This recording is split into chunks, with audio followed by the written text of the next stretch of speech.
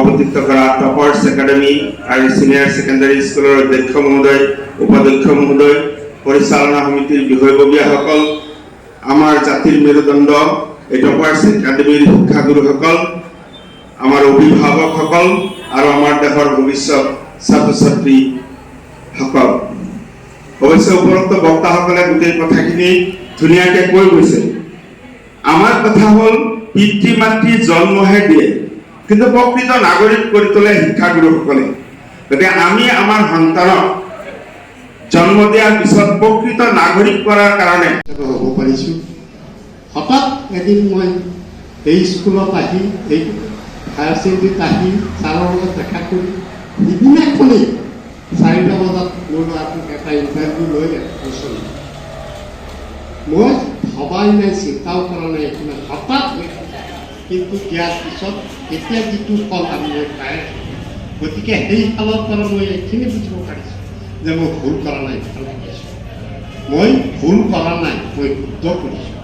মই ভুল কৰা নাই, মই শুদ্ধ কৰিছোঁ। সেইখিনি মই পাই আছোঁ।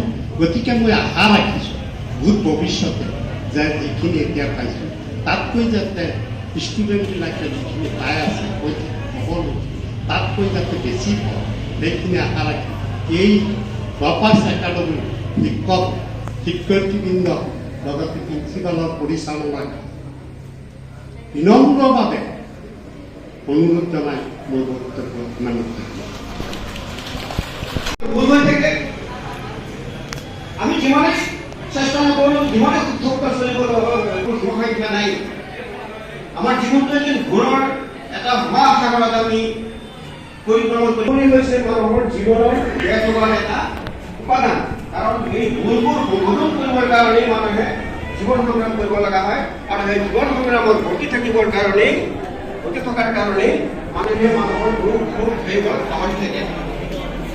কৰ্মতেই মানুহৰ জীৱন, কৰ্ম মানুহৰ জীৱন।